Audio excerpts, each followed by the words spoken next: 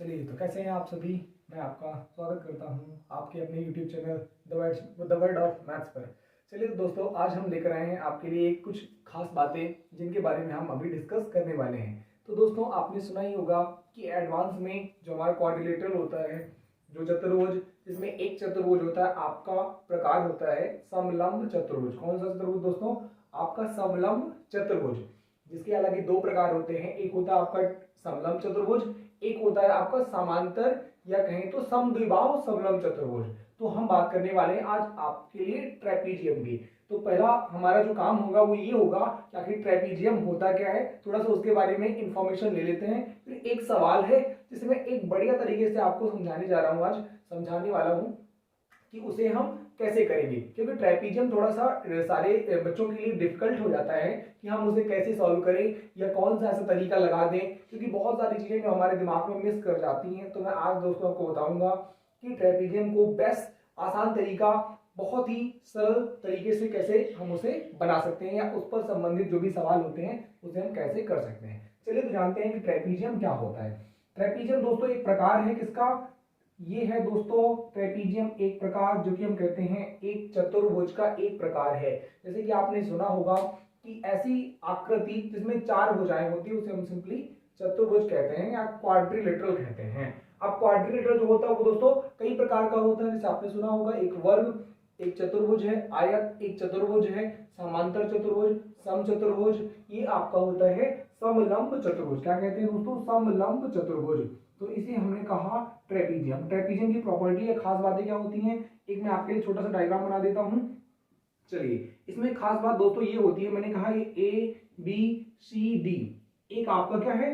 Trapezium है। हमने ये कहा कि A B C D is a trapezium. चलिए, तो मैंने कहा जब ए बी सी डी आपका एक ट्रेपीजियम है तो ध्यान से समझिएगा दोस्तों कि यहाँ पर जो आमने सामने की भुजाएं होती हैं, इसका कहने का मतलब ये है, जो आपको ये दिख रही होगी ए बी भुजा और आपको दिख रही होगी कौन सी भुजा? सी डी, ये दोनों हमेशा क्या होती हैं? समांतर होती हैं। छोटी छोटी जो प्रॉपर्टी है उनके बारे में दोस्तों हम क्या कर लेते हैं, थोड़ा जान लेते हैं, फिर मैं बताता हूं आपको वो सवाल जिसके बारे में हम अभी बात करने वाले हैं। तो आप देख पाएंगे कि ए बी जो है वह समांतर है दोस्तों सी डी के।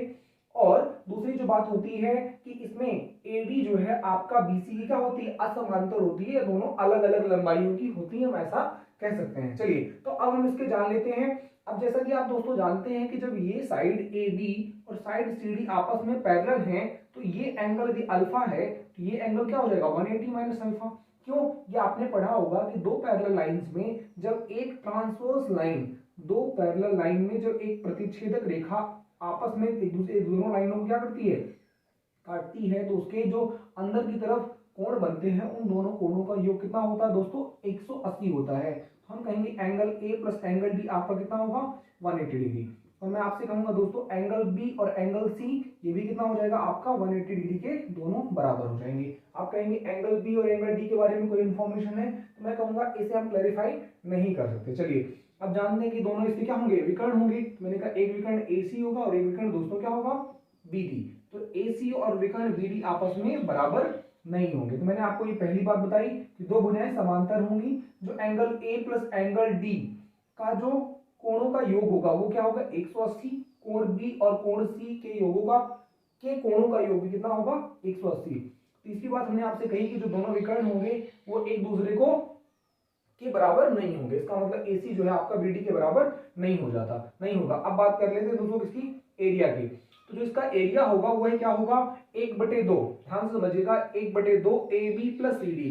इसका मतलब दोनों समांतर भुजाओं का योगफल गुणे ऊंचाई। ध्यान से समझिएगा दोस्तों, मैंने कहा कि जो इसका एरिया होगा वह क्या होगा? दोनों समांतर भुजाओं, AB एक समांतर भुजा है किसके? CD के, तो दोनों समांतर भुजाओं के गुणनफल के का योगफल और उन दोनों के बीच की ऊंचाई। मैंने कहा यदि आप देख पाएंगे कि इन दोनों भुजाओं के बीच की यदि ऊंचाई h है तो मैंने ये कहा कि AB प्लस CD इंटू क्या होगा? h। तो ये कहलाएगा किसी भी समान समलंब चतुर्भुज का क्षेत्रफल। ये उम्मीद करता हूं कि आपको छोटी सी इंफॉर्मेशन समझ में आई होगी। ध्यान से समझिएगा दोस्तों एक बार के लिए। और चतुर्भुज का ही एक प्रकार है आपका समलंब चतुर्भुज। चलिए, अब एक ऐसी आकृति जिसमें चार भुजाएं होती हैं उसे हम कहते हैं चतुर्भुज। अब इसे हमने समलंब क्यों कहा, क्योंकि इसमें क्या होती है, कुछ अलग प्रॉपर्टीज होती हैं जिसकी वजह से हमने ये कहा कि this is a trapezium. Trapezium, अब ये ट्रेपीजियम है तो हम कब इसे कहेंगे कि ट्रेपीजियम है, when two side are parallel to each other,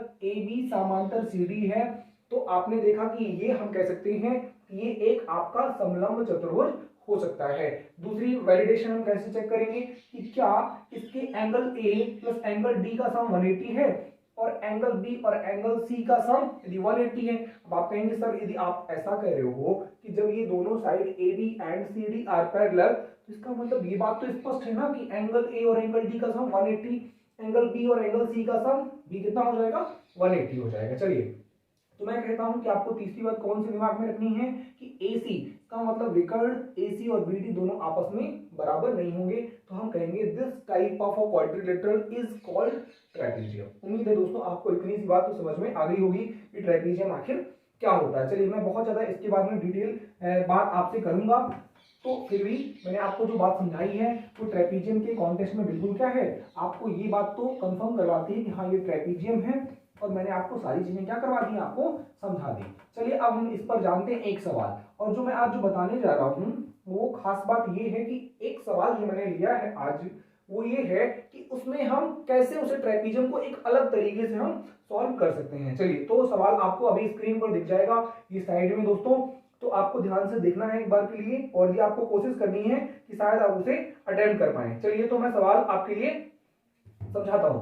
देखिए, आपको दिख रहा होगा उधर सवाल, देखिए, तो मैं क्वेश्चन में ये लिखा हुआ कि एक समलंब चतुर्भुज जिसका क्षेत्रफल कितना है, 5100 सेंटीमीटर है। कितना है क्षेत्रफल, आपको दे रखा है 5100 सेंटीमीटर स्क्वायर। चलिए, अगली बात आपको दे रखी है कि दोनों समांतर भुजाओं के बीच की सीधी दूरी, दोनों समांतर भुजाओं के बीच की सीधी दूरी कितनी है, 60 सेंटीमीटर। कितनी है दोस्तों, 60 सेंटीमीटर है। फिर आपसे कह रहा है अगर एक समांतर भुजा 40 सेंटीमीटर है, इसका मतलब मैंने मान लीजिए कि मान लिया कि एक भुजा की लंबाई कितनी है, 60 सेंटीमीटर है, तो इसका मतलब ये हम मान सकते हैं AB की लंबाई यदि हम मान ले कितना है, 40 सेंटीमीटर। ओके, तो आपको दूसरी की लंबाई, दूसरी समांतर भुजा की लंबाई आपको क्या करनी है, बतानी है। ये इंफॉर्मेशन आपको दे रखी है, इसे मैं साइड में यहाँ पर भी लिख देता हूँ। 5100 ये हो गया क्या आपका क्षेत्रफल, हाइट दे रखी है आपको कितना, 60 सेंटीमीटर, एक आपको साइड दे रखी है कितना, 40 सेंटीमीटर। चलिए आगे बढ़ते हैं, अब बात को समझते हैं। इसे मैं यहाँ पे हटा देता हूँ यहाँ से। अब मैं आपके लिए ड्रॉ करता हूँ एक डायग्राम, ध्यान से समझिएगा केयरफुली, इससे आपको सारी चीजें क्या हो जाए, क्लियर हो जाए। अब मैंने एक बनाया आपके सामने एक समलंब चतुर्भुज, मैंने कहा ये ABCD एक समलंब चतुर्भुज है, जहां पर AB जो है आपका समांतर है दोस्तों CD के। चलिए आगे बढ़े। अब आप देख पाएंगे कि इन दोनों, इसका मतलब दोनों समांतर भुजाओं के बीच की जो दूरी है वह दोस्तों कितनी है, वह है 60 सेंटीमीटर। कितनी है, 60 सेंटीमीटर। ओके, ये बात क्लियर हो गई। अब जो मैं आपको बताने जा रहा हूं दोस्तों, मैं ये बताने जा रहा हूं कि एक समलंब चतुर्भुज को, एक समलंब चतुर्भुज की जो आकृति है इसे हम बना सकते हैं एक आयत। क्या बना सकते हैं दोस्तों, एक आयत। आप कहेंगे सर आप कैसे कह रहे हो, क्योंकि आयत की प्रॉपर्टी तो अपनी क्या होती है, अलग होती हैं, समलंब चतुर्भुज की अपनी अलग होती हैं। फिर आप ऐसा कैसे कह रहे हो कि एक समलंब चतुर्भुज को हम आयत बना सकते हैं, तो हाँ दोस्तों हम बिल्कुल ऐसा कर सकते हैं। चलिए आगे। अब आप देख पाएंगे कि जो ये आपको ये वाला एरिया दिख रहा है, क्या दिख रहा है, ये वाला जो एरिया दिख रहा है, क्योंकि आपको ये बात तो कंफर्म है कि यदि ये समांतर भुजा है और ये भी समांतर भुजा है, आप कहेंगे जी हाँ सर ये बात तो कंफर्म है। अब मैं कहूंगा यदि मैं इसे आगे बढ़ा देता हूं और इसे भी आगे मैं क्या करता हूं, बढ़ा देता हूं, तभी ये क्या होगी, इस भुजा के ये बढ़ी हुई भुजा समांतर होगी। चलिए, अब यदि दो भुजाएं समांतर है तो कब समांतर होती हैं, जब उनके बीच की लंबवत दूरी प्रत्येक बिंदु पर समान हो। इसका मतलब ये है कि यदि आप कह रहे हो कि इन दोनों के बीच की परपेंडिकुलर डिस्टेंस, क्योंकि ये हाइट है, इसका मतलब it's a perpendicular distance between two both the parallel lines. इसका मतलब ये यहाँ भी क्या होगी, 60 होगी, यहाँ भी 60 होगी, यहाँ भी 60 होगी, यहाँ भी, और यहाँ भी क्या होगी, 60 होगी। तो ये जो आपको ये वाला जो शेडेड रीजन जो आपको दिख रहा है, ये इस रीजन को मैं क्या चिपका दूं, उल्टा करके यहाँ पर चिपका दूं, क्योंकि इसका एरिया जो होगा वो इक्वल होगा। आप कहोगे सर ये कैसे हो सकता है, मैं क्या कहूंगा दोस्तों, ये जो CD की जो लेंथ है, यदि मैं इसे एक लाइन से ड्रॉ कर दूं तो मैं ये कहूंगा कि यहाँ से यहाँ तक की लेंथ, यहाँ से यहाँ तक की लेंथ की क्या होगी दोस्तों, बराबर होगी। आप कहेंगे जी हाँ सर ऐसा तो हो सकता है। चलिए, तो मैंने कहा कि जब यहाँ से यहाँ तक की लेंथ यदि यहाँ से यहाँ तक की लेंथ के बराबर है, इसका मतलब बची हुई लेंथ ये है x है, तो इसे मैं मान सकता हूँ क्या, ये भी क्या होगी दोस्तों, x होगी। मान सकते हैं नहीं मान सकते, बोलो हाँ मान सकते हैं। चलिए तो मैंने कहा यदि इस एरिया को जो शेडेड दिख रहा है, यदि मैं उल्टा करके इसके क्या कर दूँ, रिवर्स करके यदि इसको मैं चिपका दूँ यहाँ पर, तो ये कितना हो जाएगा दोस्तों। अब आप देख पाएंगे ध्यान से, यदि आप देखेंगे तो ये क्या हो जाएगा, एक ऐसा एरिया बन जाएगा, ये वाला ऐसा ऐसा एरिया बन जाएगा। अब यदि इसको मैंने हटा दिया और इसको हटा करके हमने क्या किया, ध्यान देखिएगा, अब इस बात को मैं मिटा दे रहा हूँ। अब इसको हटा करके हमने क्या कर दिया, यहाँ चिपका दिया। अब देख पाएंगे यहाँ से यहाँ तक की आकृति को देख पाएंगे नहीं। तो अब आपने ये वाला हिस्सा यहाँ चिपकाया है, ये हो जाएगा दोस्तों x। और यदि ये साइड जो हमको 40 दे रखी है उन्होंने, कितना हो जाएगी, 40 हो जाएगी नहीं, ये बात तो कंफर्म है।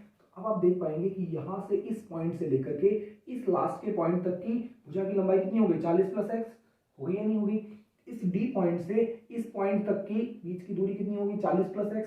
और अभी भी मैंने आपको बताया कि इन दोनों के बीच की परपेंडिकुलर डिस्टेंस कितनी है, 60 है। ये बात समझ में आती है या नहीं आती, बोले कहेंगे आप कहेंगे हाँ। तो मैं ये कहूंगा, अब आप क्या ध्यान समझिए, मैंने इसे भी m पॉइंट दे दिया, इसे मैंने n पॉइंट दे दिया। तो अब मैं आपसे कह सकता हूँ कि B M B N D एक आपका रेक्टेंगल हो गया।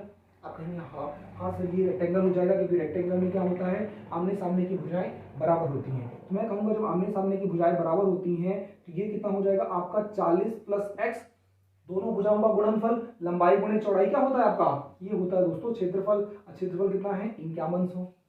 बात समझ में आ रही है क्या। अब चलिए मैं इसे काट देता हूँ। मैंने क्या किया, इसको काटना शुरू किया, 0 से 0 काट दिया। यदि मैं इसे 6 से काट देता हूँ तो क्या है, 6 से कटेगा, 3 से काट देते हैं। 3 से हमने काटा 2 बार, 3 से हमने काटा कितनी बार, 17 बार। चलिए अब यदि मैं 2 से भी काट सकता हूँ, मैंने 2 से काट ही दिया, तो दोस्तों कितनी बार कट जाएगा, ये 2 अट्ठे 16 और 2 पंचे कितना हो जाएगा, 10। अब ये हो जाएगा दोस्तों 40 प्लस x बराबर कितना हो गया, 85। तो x का मान दोस्तों यहाँ से कितना हो जाएगा, 45। कितना आ जाएगा x का मान, 45 आ जाएगा। अब यदि x का मान दोस्तों 45 आ गया, तो मैंने कहा ये सीधी भुजा आपको दे रखी है और ये भी क्या है आपका x है, इसका मतलब ये भी कितना होगा 45, और ये भी आपका x है, तो ये भी कितना होगा 45। 45 और 45 90 और 40 कितना हो गया दोस्तों, 130 सेंटीमीटर। तो उम्मीद है दोस्तों आपको ये बात छोटी सी समझ में आ गई होगी।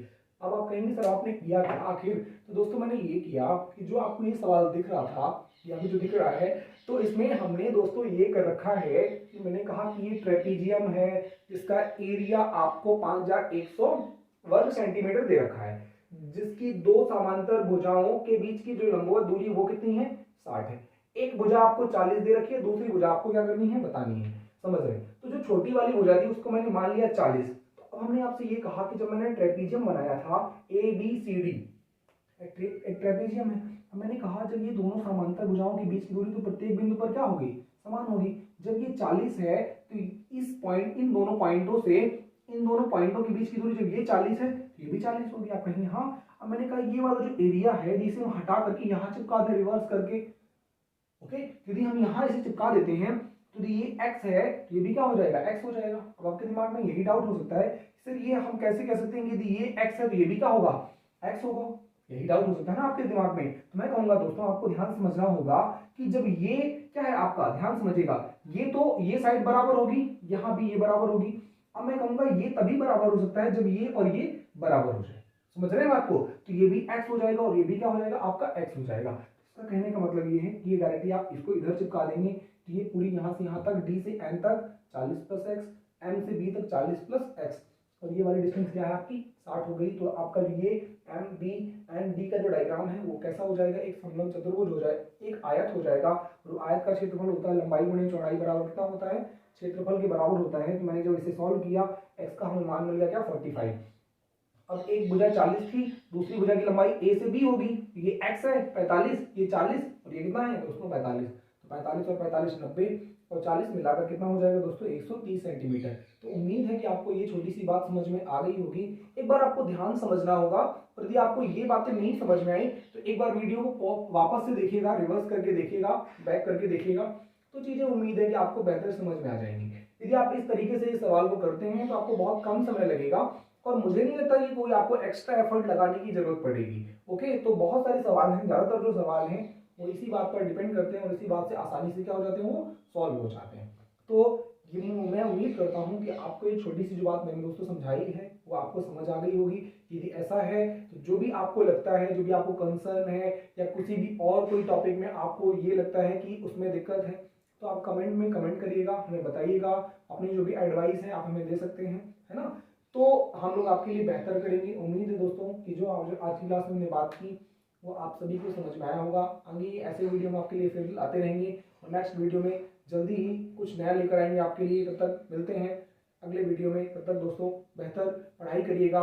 और हाँ, यदि वीडियो अच्छा लगा और आपको पसंद आई ये बातें तो चैनल को सब्सक्राइब जरूर कर लीजिएगा, जिससे आप अगली हमारी जो वीडियो है उसे आप मिस ना करें। तो दोस्तों इस वीडियो में इतना ही, मिलते हैं जल्दी ही अगले वीडियो में। तब तक के लिए thank you, have a nice day and God bless you to all. Thank you everyone.